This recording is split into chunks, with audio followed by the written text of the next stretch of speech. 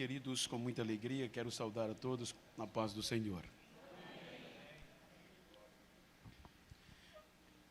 Eu quero ler o texto.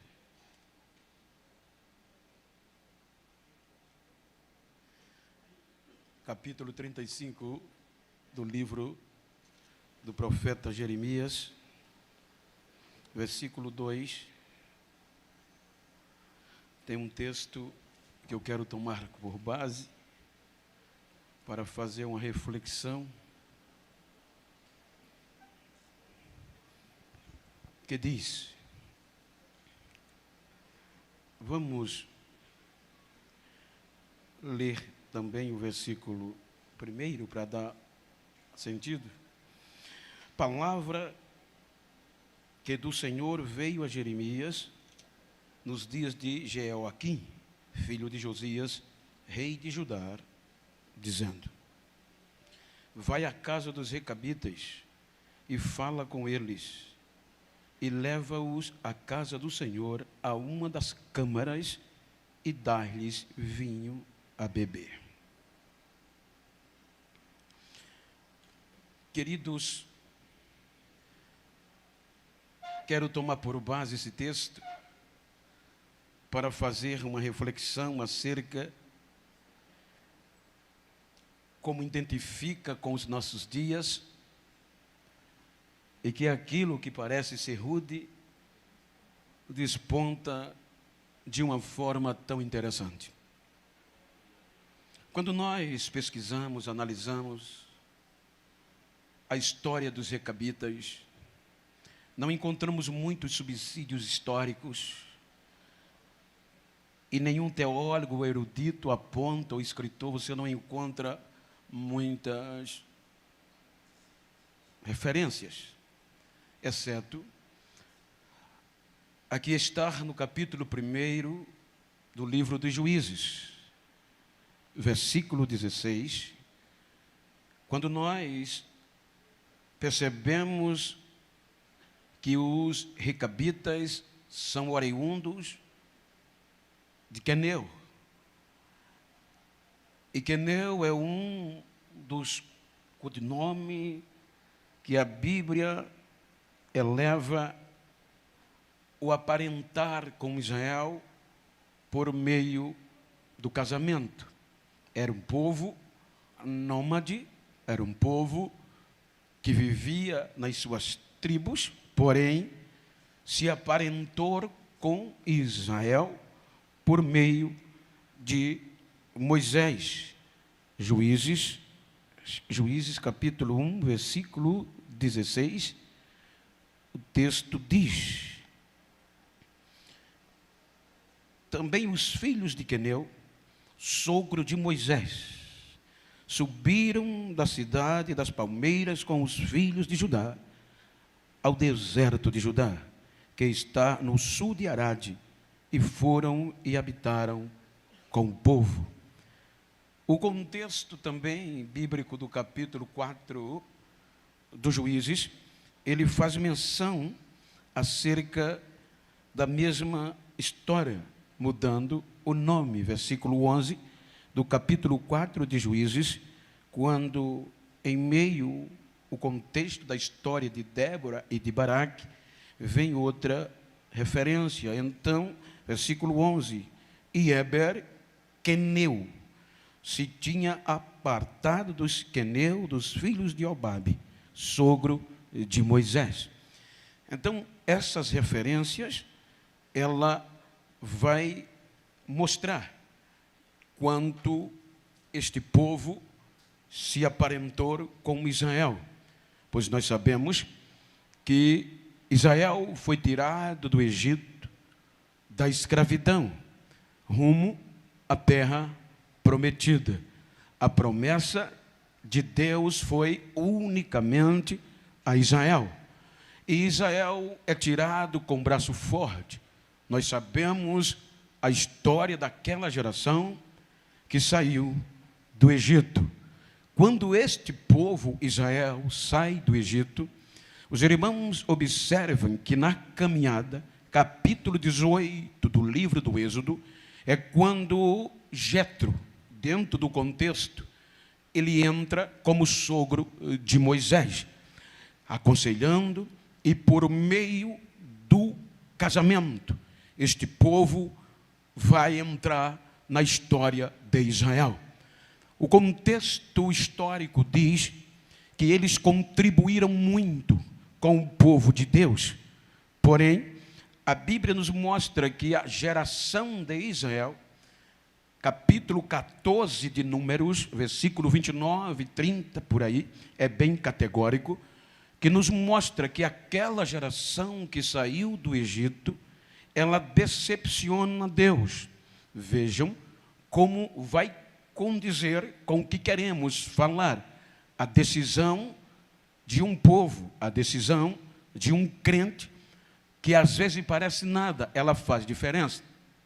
O povo que tinha promessa decepciona e adora a outros deuses, desobedecendo ao Deus que andava por vista. A coisa é tão tremenda que você, quando palmilha o deserto, você não encontra nexo humano para entender o cuidado de Deus. Então, quando este povo decepciona pela desobediência, Deus diz que aqueles que saíram do Egito de 20 anos para cima, não vai entrar na terra prometida, exceto Josué e Caleb, que obedeceram e acreditaram. Veja que Deus não desiste. Esta geração decepciona e fica no deserto. Aí vem Deuteronômio capítulo 8. O livro do Deuteronômio, etimologicamente falando, é segunda lei. Isso implica dizer segunda chance. Veja aqui no capítulo 8, Moisés repete a lei para uma geração que ia entrar na terra prometida. A mesma coisa que disse a primeira, os mesmos estatutos, as mesmas advertências. Porém, esta geração promete ser fiel. Esta geração cruza o Jordão e se estabelece na terra prometida. E, pasme, os recabitas estavam com eles. Quando nós analisamos o contexto, esta geração que cruza o Jordão, capítulo 2 dos Juízes, diz que esta geração, morrendo Josué, como também os anciões, esta nova geração, que tinha tudo para desfrutar, desobedece a Deus, não faz o que Deus quer. A Bíblia diz que esta nova geração não conhecia a Deus. Olha que coisa, abro parênteses, não conhecia a Deus. Mas como? Quando nós analisamos, é impossível haver esquecimento, porque culturalmente os pais judeus passavam para os filhos o que Deus era e o que Deus fazia. Capítulo 4 de Josué, quando o povo cruza o Jordão, Deus, já sabendo, pede que ele pegue 12 pedras do meio do Jordão para servir de memorial. Aonde o arraial parava, as pedras iam para o destaque. E Deus diz, para quando os vossos filhos, a geração futura, perguntar o que significa, é um memorial. Você vai dizer, como vocês passaram o Jordão a pé enxuto, em outras palavras, quem sou eu? Então veja, termina o livro dos Juízes, terrível. O último versículo do livro dos Juízes diz que o povo termina sem rei, sem líder, e cada um faz o que queria. Quando nós saímos do livro dos Juízes, passamos pelo livro de Ruth, os irmãos vê mais uma insistência de Deus por Israel, por meio do improvável, quando Ana gera Samuel. Quando nós lemos o capítulo 5 de Samuel e o 4, você vai entender que esta geração, ela termina dizendo, o barulho era, lá se foi a glória de Israel. Então, indo à glória de Israel, eles perderam para os filisteus. E Deus não desiste. Deus insiste. Aí vem a geração de Samuel e a geração de Davi, e a glória vem de volta. Então, quando Davi se estabelece como rei, Israel começa a viver o que realmente Deus queria. Quando Salomão vem, Salomão foi tão importante quanto, mas ele desfrutou em pouco tempo mais dos benefícios diretos de Deus do que o pai. Porque o pai, a história foi ralar. Salomão foi desfrutar do que o pai construiu. A Bíblia diz que para melhorar, Deus disse a Salomão: ninguém antes de ti, nem depois de ti, vai ter tanta sabedoria como você. Deus deu riqueza. Salomão desobedeceu. E com isso, rasga o reino com a sua morte. Então veja que o reino agora, pela desobediência, é dividido. E agora, eles mesmo guerreiam entre si. Aquele mesmo povo que saiu do Egito, um povo só, agora está dividido e guerreando entre si aquilo que Deus não queria. O interessante, amados, é que o norte, a maioria, pela desobediência, vai para a escravidão de novo, perde o direito da liberdade, perde o direito de viver na terra que mana leite e mel. E o sul, Judá, não aprende. Deveria aprender com os erros dos outros. É tão bom quando a gente aprende com os erros dos outros, porque a gente não sofre a consequência. Então, eles não dão ouvidos, e Deus insiste. E eles cometem a mesma desobediência que o norte também causou. Aí Deus vai enviar o quê? Profetas, desde o erro de Salomão. Deus envia profetas para diverti-los, para dizer: eu estou aqui, meu estatuto é esse. Mas o povo não queria. Veja que Deus manda profetas em destaque, quando Judá chega ao ápice da desobediência, que Deus não suporta mais, que diz que estavam fedendo como pus, para traduzir a situação espiritual, para dar-nos entendimento. Então, Deus usa Isaías. Veja que a mensagem de Isaías, na sua maior parte, é cuidado, é amor de Deus e promessa de restauração. A mensagem de Isaías é tremenda. Só em você quando lê. Veja que qualquer crise, a gente usa muito o livro de Isaías. Não é verdade?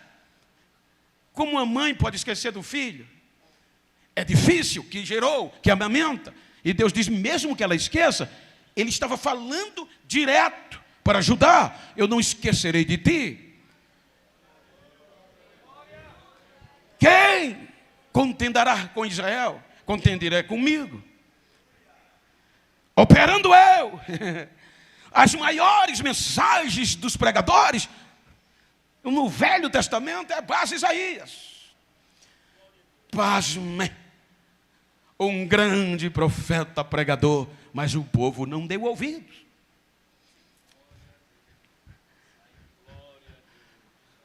A história extra-bíblica diz que Isaías sofreu. E no período de Manassés, a tradição diz que Manassés desencadeou uma perseguição feroz contra ele, para não ouvir a voz de Deus. Por isso que 2 Crônica 33, versículo 10, diz: buscava o Senhor falar com Manassés e com seu povo, e eles não queriam ouvir. Aí Isaías, diz a tradição, que é morto pela ordem do rei Manassés, para o povo não ouvir, e nem ele, a orientação do pregador que Deus mandava. Matou Isaías. Agora a escola de profeta acaba. Agora nenhum profeta tem mais coragem de falar e advertir o povo em nome de Deus. Jerusalém capital, centro político, religioso, acadêmico. Mas os profetas não levantavam mais com medo da represália, com medo de serem mortos, como foi Isaías. Era notícia, era o burburinho, era em cada esquina. E veja o que Deus faz. Quando não tem uma voz profética, em Jerusalém, ele vai no interior. E se já não tem profeta, eu vou usar um filho de sacerdote que não é profeta. Porque os profetas não tinham coragem, porque era o custo da própria vida. Como os filhos de sacerdote não eram preparados para pregar, para confrontar, eles eram preparados para fazer o que o pastor faz, sofrer pelo povo. Aguentar desaforo e calar a boca. Profeta não aguenta isso. Os filhos de sacerdote, o povo jogava ovo podre, contextualizando.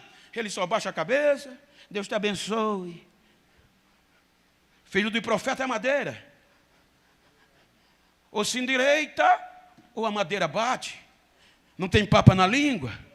Mas como o caso estava tão sério e acabou, aí Deus vai e usa um filho do sacerdote. Antes que tu te formasse no ventre, eu já te conhecia, eu te chamei e nomeei como profeta para as nações. Aí Jeremias entra pregando, advertindo o povo, madrugando, profetizando. E o povo duro. Jeremias se torna o maior e o melhor pregador. Persistente. Preso, chicoteado, desprezado. Não tinha direito nem de namorar. Porque Deus disse, não casa nesta cidade, que eu tenho bronca contra ela.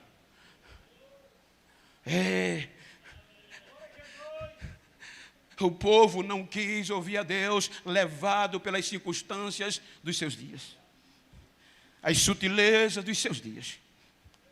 Aí Jeremias no ápice, o melhor pregador, o mais corajoso, eu quero ouvir esse rapaz.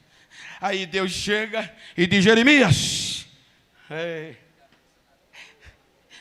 vai na casa dos recabitas, traz eles para o templo, coloca eles em uma câmara e dá-lhes vinho para beber. Foi Deus que mandou. Está escrito. Não é verdade?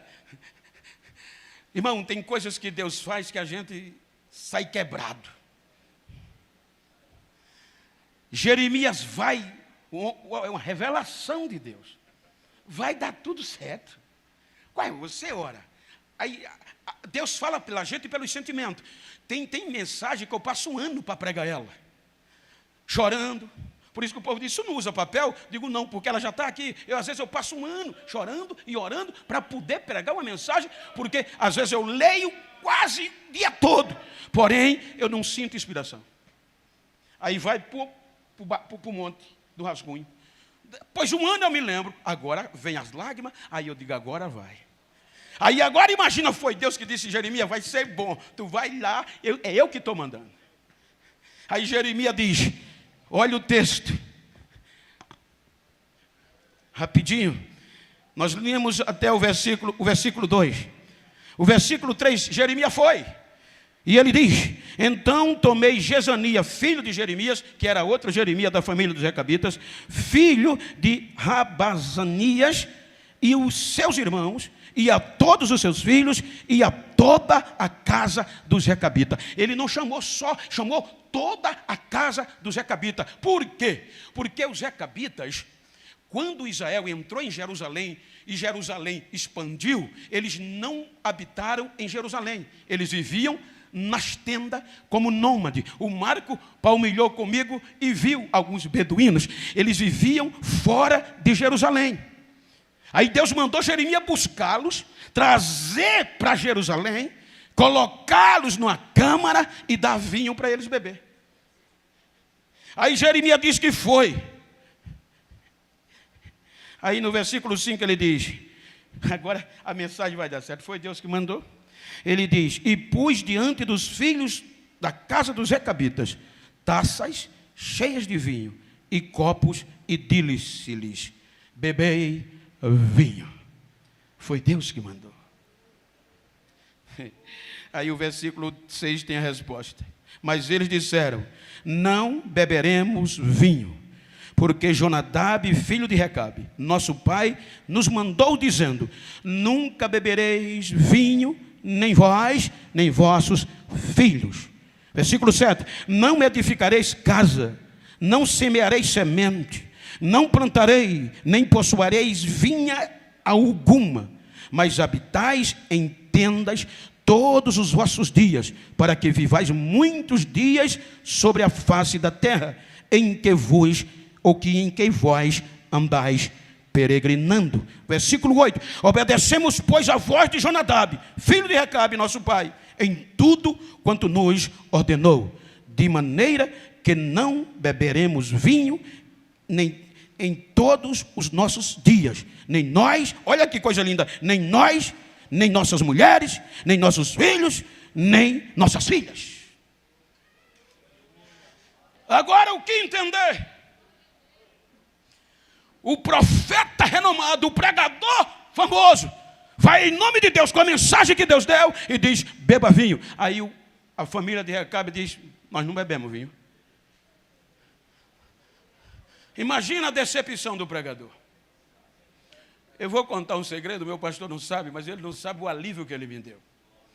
Teve um trabalho aqui na sede, e eu passei um dia mais dedicado.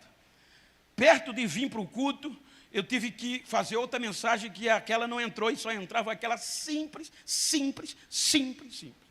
Conhecida. Eu cheguei arrasado na igreja, mas preguei. Mas voltei para casa doente. Mas eu preguei essa mensagem. 15 dias depois, o meu pastor me chamou, primeira vez, nunca ele fez isso. E disse: Bento, tu lembra aquela mensagem que tu pregaste? Qual? Naquele dia.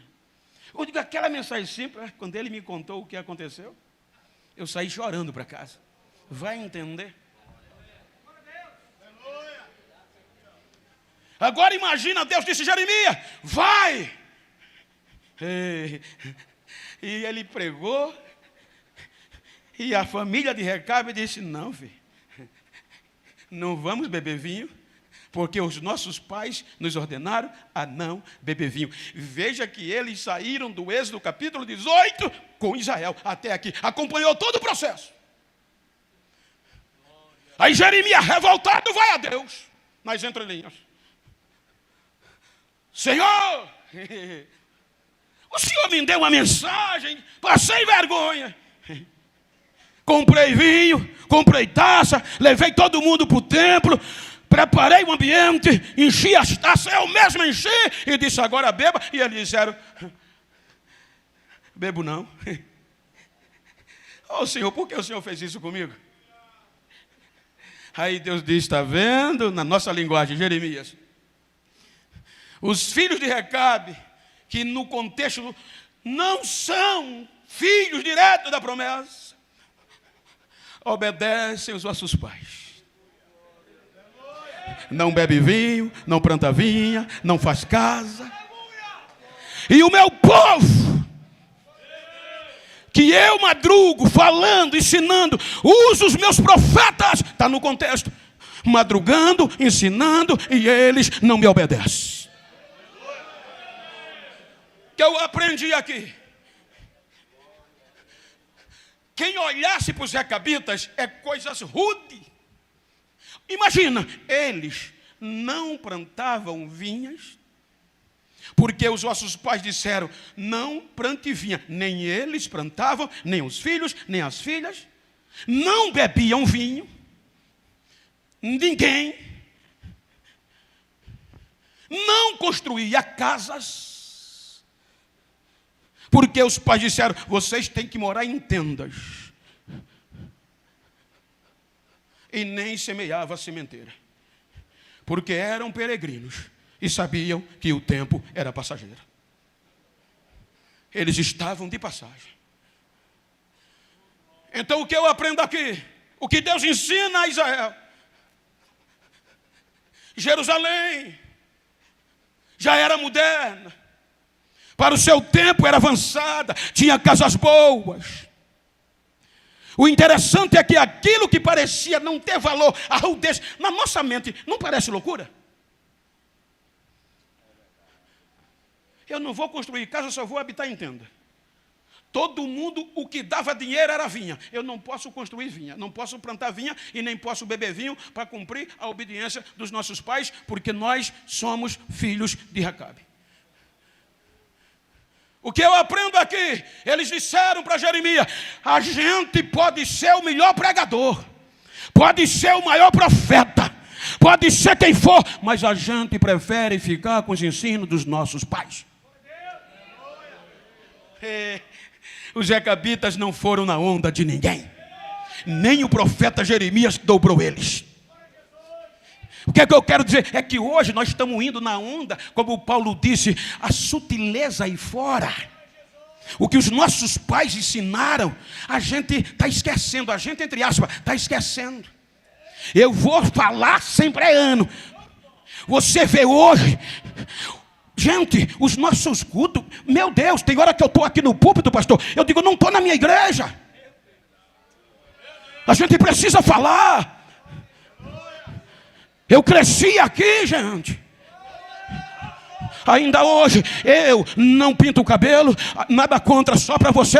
Ainda hoje eu não uso cavanhaque, ainda hoje eu não uso barba, ainda hoje o meu cabelo não cresce, ainda hoje eu não dou chapinha, porque eu prefiro os ensinos dos meus pais e assim era melhor.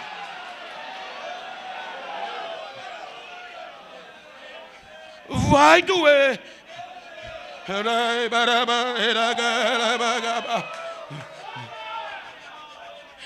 Olha o que Deus vai usar, por exemplo.